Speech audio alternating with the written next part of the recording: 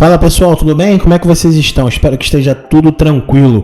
Google gastou 26 bilhões de dólares para esconder de você essa configuração no seu telefone. Caramba, pesado, hein? Uma matéria aqui do Washington Post. Há uma configuração no seu telefone e no seu navegador da web que o Google está desesperado para impedir que você descubra. Meu Deus, qual seria isso? Quão desesperado? Só em 2021 o Google pagou a Apple e a Samsung e a outras empresas 26,3 bilhões para mantê-la oculta. Isso é mais dinheiro por ano do que o McDonald's ganha vendendo hambúrgueres. Caramba, meu amigo. Essa configuração afeta quem pode rastrear a sua localização e observar o que você procura online. Ela afeta a utilidade das informações que você vê e quanto da sua tela é ocupada por anúncios. Estou falando do seu mecanismo de pesquisa, o que aparece nas respostas quando você digita na barra de pesquisa. O Google paga aos fabricantes de telefones, laptops e navegadores para ser o padrão e para impedi-los de apresentar outras opções durante a configuração. São bilhões em troca de um favor. Favor? Entre aspas, né? O engraçado, justo o Google, né, e outras empresas que criticavam tanto a Microsoft por ter uma política agressiva há anos atrás, né? Engraçado como as coisas mudam de figura, né? Eu sou um defensor ferrenho da Microsoft, eu sempre achei a Microsoft uma empresa foda demais, assim. Eu sei que o Bill Gates, inclusive para quem assistiu aquele filme Piratas do Vale do Silício, tem a tendência a ver o Steve Jobs como um gênio, como algo do o cara, né, o inovador e tudo mais, e de fato ele era, e ver o Bill Gates como um cara assim, maquiavélico. Cara, se você for estudar mesmo a história dos dois, não ficar vendo só filme hollywoodiano, vamos dizer assim, né, filmes produzidos assim, com segundas intenções, você vai ver que a história do Bill Gates é muito mais bonita. É lógico que ninguém é perfeito, ninguém é santo, o cara tem vários erros, várias atitudes aí ao longo dos anos. Mas, se a gente juntar aí a longo prazo, cara, a Fundação Bill e Melinda, acho que é Melinda, né, a mulher dele, cara, já ajudou milhões de pessoas aí no mundo todo, na África. Cara, boa parte do dinheiro do Bill Gates ele investiu, sabe? Lógico, tudo bem, muita gente vai falar, depois tá tudo bem. Mas, cara, você imagina um cara jovem, com 30 e poucos anos, sei lá, 20 e poucos anos, quando ele fundou a Microsoft, começar a ganhar rios de dinheiro. Pô, se a gente vê jogador de futebol, outras pessoas aí que ganham bem menos, os caras se perdem, né? Você imagina você um jovem nos Estados Unidos, aquela coisa toda. Então ele cometeu muitos erros, mas eu nunca vi no Bill, de verdade, minha opinião, no Bill, tô todo íntimo. Eu nunca vi no Bill Gates um cara ruim, eu sempre vi ele com uma visão empreendedora gigante. E todo mundo sabe que o cérebro da Microsoft nunca foi ele, né? Sempre foi o Palmer, né? Ele seria a figura mais de vendedor, aquele cara mais despachado e tal, mas a figura pensante, né, aquele crânio, aquele gênio da informática não era necessariamente o Gates. E nos livros e biografias não autorizadas que saíram tanto dele quanto do próprio Steve Jobs, deixam bem claro, né, para quem quiser ver, que o Jobs não era fluxicheira. Todo mundo que estudou um pouco mais sabe disso, né? Era um cara muito arrogante, de uma bipolaridade, de uma agressividade às vezes desnecessária, né? Bem perfil mesmo daquele cara gênio, né? Aquele cara meio louco, meio, enfim, com seus defeitos de ser humano como todo mundo tem, e alguns mais aflorados, né? Ele tem até histórias com relação à filha dele. Muita gente acha que o Lisa, né, foi uma homenagem à filha, e não foi.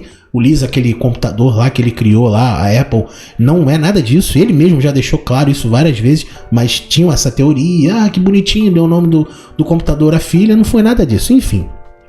A maioria das pessoas nunca pensou muito sobre a função de pesquisa em seus dispositivos, muito menos sobre como o Google chegou lá. Mas esse negócio padrão pode fazer com que você dê uma segunda olhada, não apenas no Google, mas também na sua confiança na Apple, Samsung e outras empresas por terem lhe enganado. Olha aí, hein? O motivo pelo qual podemos abrir a cortina sobre o grande negócio das configurações padrão é o julgamento antitrust contra o Google em andamento em Washington, um dos maiores em décadas. Os Estados Unidos acusam o Google de usar ilegalmente pagamentos de fabricantes de telefones e outros para impedir que pessoas experimentem alternativas como, por exemplo, o DuckDuckGo, voltado para a privacidade, ou o próprio Bing da Microsoft. Esperamos um veredito no início do próximo ano, então em 2024 isso vai sair do papel. Você pode estar se perguntando, e daí? O Google tem uma reputação de bons resultados, em parte porque possui dados de muitos usuários. O que há de tão ruim em tornar o Google padrão? O que estamos aprendendo com o teste vira essa questão de cabeça para baixo. Se o Google é tão bom, então por que ele precisa gastar tanto quanto todos os Big Mac juntos para garantir que nunca consideremos as alternativas? O que estamos perdendo enquanto o Google tem isso como padrão? E como saberíamos se surgisse algo melhor? Isso é uma matéria muito interessante, cara, muito legal, mas no primeiro momento muita gente não dá importância a isso, até porque é muito cômodo, né? Na verdade, todos nós recorremos ao Google. Alguns sites, por exemplo, eu agora, inclusive o vídeo vai estar aqui na descrição, fiz um vídeo a respeito do Edge, né? Mostrando o quão bom é, com as funcionalidades, tudo, mas muito pouca gente se interessa, porque o Google está penetrado nas nossas entranhas ali, nas nossas mentes, e a gente acaba meio que, é como se fosse uma osmose, a gente já vai direto pro Google. E eu aqui não tiro o mérito do Google, né? Eu lembro direitinho quando o Google chegou aqui no Brasil, lá por volta de 98, que ele era totalmente descredibilizado, óbvio, estava começando, estava chegando, ninguém usava o Google. Na época usava-se Alta Vista, o KD, que era do famigerado KD, que era do Yahoo, muita gente usava outros serviços, mas o Google foi se mostrando mais sólido, melhor, com mais resultados interessantes e tudo mais, e conquistou a confiança de todos nós. Então hoje o Google virou o sinônimo realmente de pesquisa, né? A gente automaticamente já vai no Google, mas existem outras opções. Eu falei a questão do próprio Edge, porque óbvio o Edge traz nativo o Bing, que é da Microsoft, e hoje o Bing está sensacional. Se por um acaso você não sabia, fique sabendo que a Microsoft comprou os direitos do ChatGPT. Então quando você faz uma pesquisa no Bing, não é mais aquela pesquisa tradicional. Se você vai perguntar assim, que dia é hoje? Ele vai te explicar lá, hoje é tal dia, o dia em que aconteceu isso, ele vai te dar um panorama muito amplo e não vai ficar mais limitado a te entregar somente aquilo que você pesquisa. Se você for no Google e perguntar que dia é hoje, vai aparecer ali, hoje é dia 23, tal hora, acabou. Né? Então o ChatGPT está transformando isso, e o Google comeu poeira, porque o Google teve a oportunidade de adquirir o ChatGPT e ignorou, achou que não ia ser o boom que se tornou, e a Microsoft está andando, está subindo, o Bing está criando cada vez mais poder, está subindo, lógico, ainda está anos-luz de encontrar o Google, né? Vamos supor que o Google está, sei lá, no ranking assim, em 10º e o Bing está em 3º, falta muita coisa, mas está subindo. Há 2 anos atrás, o Bing era 0,5, não chegava nem a 1. E tá indo, e tá indo. E isso que ele coloca aqui, né? Como saberíamos se surgisse algo melhor? É aquilo que eu falei, é meio que uma bolha, né, cara? Você só tem aquilo. A gente hoje, na internet, em matéria de pesquisa, pelo menos hoje, né? Embora eu falei isso tudo do Bing, mas o Google é uma realidade. Então hoje, em matéria de pesquisa, nós só temos o Google. Como que a gente vai saber se de fato o Bing tá bom? Porque a gente não tem oportunidade, a gente não testa. A gente compra um Android, ele já vem pré-configurado todo do Google, né? Google Play Store, aplicativos do Google, filmes, não sei o que, tudo do Google. Você vai fazer uma pesquisa na internet, o Google. Quer dizer, você fica meio, aquilo que eu falei, muito limitado. Você não tem como saber. Uma porque você já está acostumado, e outra por essa questão aqui, que o Google paga bilhões para que outras empresas o tornem padrão. Não estou dizendo aqui que é vamos dizer assim, um conluio, um cartel ou algo do gênero. É uma prática comercial legal, mas que muitas empresas criticavam a Microsoft por fazer e estão fazendo a mesma coisa, inclusive o próprio Google. O jornalista comenta aqui, eu, por exemplo, mudei meu mecanismo de pesquisa porque não acho que nenhum mecanismo de pesquisa possa ser o melhor, sem as melhores práticas de privacidade. Mas, mesmo que você não esteja interessado em romper com o Google, a escolha deve ser sua. Isso é interessante que ele deixa claro aqui também. Isso aqui que ele comenta é verdade, né? As próximas atualizações futuras do próprio Windows já vai permitir que você faça mudanças automaticamente. A Microsoft ao longo dos anos já parou um pouco com essa agressividade, ela já entendeu que hoje em dia a escolha tem que ser do consumidor. Há muitos anos atrás você comprava o Windows, você praticamente não conseguia utilizar outro navegador, né? Houve uma época até que era proibido. No início do Windows você não podia usar, né? Lá o Firefox, outros navegadores, era muito complexo. Você tinha que instalar por linha de comando, era uma dor de cabeça danada. E durante muitos anos a Microsoft fez isso, né? Meio que obrigava as pessoas a vir o Microsoft Internet Explorer e agora com o Edge e tal. E ao longo pelo menos dos últimos 6 anos, a Microsoft já melhorou bastante com relação a isso, tá? A Microsoft é uma empresa Não tô aqui pagando pau pra ela, não. Ela tem o seu lado negativo, tem os seus erros, e são vários também, mas é inegável o sucesso dela. Mas ela, diferentemente de algumas outras empresas, ela aprende com o erro. A Microsoft aprendeu que, pelo menos por hora, ela não tem mais espaço no mobile, seja para dispositivo portátil, seja para telefone, né? Toda aquela manobra que ela fez com o Windows Phone mostrou para ela os erros e os acertos, e ela saiu do mercado. Ela não tá nem tentando mais, ela saiu do mercado. Ela botou na cabeça dela que mobile não é para ela. Pode ser que no futuro volte, mas no momento... E tem outras empresas não, ficam ali tentando e não aprende, cara. Então sai, se reformula, estuda o mercado e volta. Tá? Então hoje o Google quer dominar tudo. Isso é muito bom, mas ao mesmo tempo é muito ruim. A gente acaba não tendo escolha. O poder dos padrões. As empresas de tecnologia sabem que você está muito ocupado para mexer nas configurações do seu telefone. Na verdade, elas estão contando com isso. Estamos tendo uma visão privilegiada de como o Google explora essa ciência comportamental, às vezes chamada de poder dos padrões.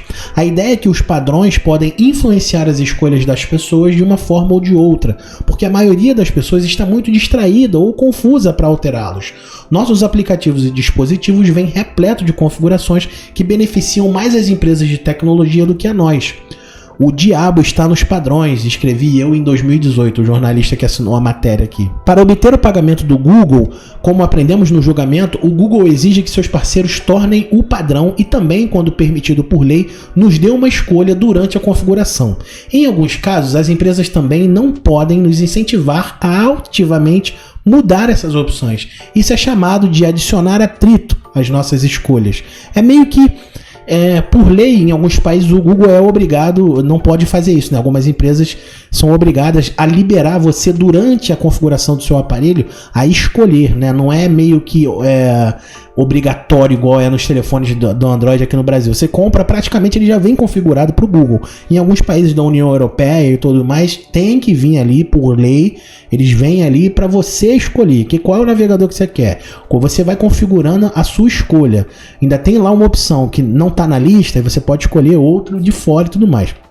Mas ainda assim, como a gente viu ali, ainda assim o Google paga para que as empresas dificultem isso, né? Escondam, maqueiem isso, para que você não consiga configurar e ele se torne o padrão. Olha que estranho, né, cara? Olha que interessante, teste de conhecimento. Para testar essa afirmação, eu e meu colega Tatum Runter fomos às ruas de São Francisco e pedimos a Estranho que nos mostrassem como alterar o mecanismo de busca padrão em seus telefones. Levamos um cronômetro para cronometrá-los. Nenhuma surpresa, a maioria das pessoas não conseguiu mudar o mecanismo de busca em menos de 2 minutos, se é que conseguiu.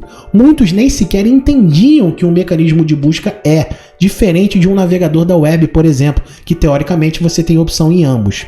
Em um iPhone são necessários 4 toques e algumas rolagens na tela para que você saiba o que procurar. Em alguns Android, a alteração de um mecanismo de pesquisa requer mais de 10 toques, pois é necessário alterar uma configuração do navegador e também uma barra de pesquisa na tela inicial. Nenhuma das confusões é culpa nossa, é literalmente o que o Google paga para fazer. Um documento interno do Google, revelado no julgamento, mostrou um motivo para a preocupação do Google. Ele constatou que, quando as pessoas mudavam a página inicial do navegador para fora do Google, suas pesquisas no próprio Google diminuíam em 27%. Na Europa, que declarou o Google um monopólio em 2018, os fabricantes de telefones Android agora são obrigados a incluir uma opção de mecanismo de pesquisa durante a sua configuração. Lá, a participação de mercado do Google permaneceu praticamente a mesma. Os concorrentes dizem que isso ocorre porque a tela de escolha é exibida apenas uma vez e também porque não fornece informações suficientes sobre as alternativas. Na Rússia, que também exige uma tela de escolha, a maioria das pessoas escolheu o rival local do Google, o Yandex. Notem, o Yandex é um sucesso não só na Rússia, em outros países do mundo também. Em alguns países onde se tem, entre aspas, tá, ditaduras ou comunismo, alguma coisa do gênero, por exemplo, na China, né, embora haja lá toda aquela coisa, eles não têm um controle tão forte como na Coreia do Norte, que não entra nada, né? Tudo o governo que dita. Na China você até tem barreiras por VPN ou outras formas, mas lá simplesmente algumas coisas não pegaram, não porque há um bloqueio do governo, mas porque não foi. Por exemplo, na China o carro-chefe deles é o WeChat. algo que não funcionou no Ocidente. Muita gente não gostou, não se adaptou, mas lá é um sucesso estrondoso. Mas pelo menos você tem opção, né? E aqui no Brasil, o Google dita as regras de tudo. Eu não tô aqui, eu não sou contra, não. Eu adoro o serviço do Google, enfim, é um serviço confiável, robusto, me entrega muita coisa. Eu só tô dizendo que às vezes a gente sair um pouco da caixa é importante também, até para que haja concorrência. A concorrência, ela é sadia, né? E perdigão também. Mas ela é saudável, melhor dizendo. Ela é importante para que a gente possa ter um parâmetro. Quando você tem só um ditando as regras, é muito ruim, porque ao longo do tempo esse um pode quebrar e a gente ficar simplesmente a ver navios, né? Quem lembra, por exemplo, da história da Nokia? Lembra o quanto ela foi arrogante e quanto a Nokia perdurou o uso de telefones, entre aspas, burros, porque ela não queria que a tecnologia evoluísse de certa forma, né? Foram apresentados vários projetos, ela ignorou. A própria Apple pediu ajuda da Nokia uma época para desenvolver um smartphone, coisas do gênero, e a Nokia simplesmente deu risada. Falou que um telefone com touch, um telefone com outras coisas seria inimaginável, né? As pessoas queriam telefones com teclas, Nokias e BlackBerry. 10 anos se passaram e você pergunta hoje onde está a Nokia, falida, tá tentando voltar das cinzas e não consegue. E a Apple é a maior empresa do planeta. Apple e Samsung pegam esse dinheiro. As empresas que recebem todo esse dinheiro do Google sabem exatamente o que está acontecendo. Pagamos aos fabricantes de gadgets para projetar os melhores produtos para nós, mas eles estão trabalhando não apenas para nós. A Apple e a Samsung se recusaram a responder às minhas perguntas, mas temos depoimentos do julgamento que mostram como elas estão profundamente em conflito. Mas o engraçado é que os produtos da Apple não pedem aos clientes que façam nenhuma escolha de privacidade em relação ao mecanismo de pesquisa, que é o Google por padrão. Não nos pedir para escolher um mecanismo de pesquisa faz parte do acordo da Google com a Apple. A Samsung também toma ativamente decisões de design que ajudam o Google e não a nós. Os advogados do Departamento de Justiça sinalizaram um documento de 2018 que mostrava que a Samsung havia feito uma alteração em seu navegador da web que reduzia o atrito para as pessoas que queriam mudar seu mecanismo de pesquisa. Mas então o Google enviou uma reclamação dizendo que isso era uma violação do acordo de pesquisa da Samsung com a Google. Depois disso, a Samsung excluiu essa alteração, aumentando o atrito. Então a Samsung tinha feito uma manobra para permitir que as pessoas trocassem a página inicial, trocassem a busca padrão e tudo mais, e a Google foi lá e cutucou a Samsung, como a gente viu ali. E com um detalhe, além desse acordo que eles têm ali da parte de pesquisa e tudo, para quem não sabe, obviamente, o sistema Android é do Google, né? Então hoje, se a Google resolver não disponibilizar mais o Android ou não deixar mais o Android para a Samsung, isso seria uma perda gigante. A gente até tem projetos paralelos, né, da própria Huawei com o Harmony OS, que está vindo aí de pouquinho em pouquinho, tá ganhando mercado, tá aumentando, e isso é muito bom. Isso, como eu falei, é saudável, porque o Google não pode ditar as regras. A gente só tem hoje 2 sistemas operacionais rodando, ou o Apple, né, no caso do iOS, ou o Android, e não é legal. Você não tem outras opções. Se o Google decidir parar de investir ou não quiser mais, acabou, a gente perde os telefones, vamos todos ter que comprar iPhone. Isso não é saudável. Então o kernel, a base do Android, é o Linux. Então você pode desenvolver outros sistemas operacionais também, como a própria Huawei está fazendo, né? E é importante, sim. Lógico, a Samsung tem poder financeiro para de repente criar um sistema operacional? Tem, ela já teve no passado, né? Um sistema dela próprio da Samsung. Só que isso vai requerer tempo, testes, e a Samsung não tem isso. Todos os aparelhos da Samsung são dependentes do Android hoje. Então, se ela entrar em conflito com o Google, vai ser muito ruim para a empresa. Pode, inclusive, enfim, abalar financeiramente demais ela. Todo monopólio é ruim. Se a gente analisar friamente, olhando hoje, né, muita gente vai falar, que bobeira, eu vou ficar com o Google mesmo. Só que isso limita, né? O Google está fazendo hoje no mercado de pesquisa e de privacidade o que a Microsoft fez no passado, né? E isso está se refletindo até hoje. O próprio Bill Gates já disse várias vezes que se arrepende dessa política agressiva, porque isso limitou empresas menores e sistemas de nascerem, né? A gente poderia ter hoje várias opções de sistemas operacionais e escolher o que a gente mais gostasse, mais se identificasse. Mas não, basicamente o Windows domina os mercados de PCs, né? De notebooks e tudo mais, domésticos, e as pessoas nem sabem que existem Linux, não sabem que existem outros sistemas operacionais também, o próprio Chromebook, né, que é o Chrome OS, melhor dizendo, que é um sistema operacional baseado em Linux, mas que praticamente você não usa nada no computador, tudo é em nuvem. Então, assim, existem outras opções, existem outras formas de você usar computadores e tecnologia que não sejam Windows, né, mas os Macs são caríssimos. E o Linux ninguém sabe usar, as pessoas têm medo, não é familiarizado, 90%. Eu sei porque eu trabalhei com isso a minha vida toda, né? Todo mundo que comprava um computador mais barato que vinha com o Linux, nem ao menos se dava o trabalho de tentar experimentar. As pessoas já levavam, formata para mim e põe o Windows. Por quê? Porque essa massa, uma coisa vai girando na outra, né? Você não, enfim, todo lugar que você vai tem o Windows. Então você quer o Windows, você não tem opção, você não se permite experimentar, né? Isso acontece, por exemplo, com o WhatsApp. A maioria de nós que entendemos minimamente de tecnologia, sabemos que o Telegram é infinitamente melhor do que o WhatsApp em tudo. Mas por que todo mundo continua usando o WhatsApp? Porque a massa é dominada e o monopólio é estabelecido. Se todo mundo usa, eu também tenho que usar.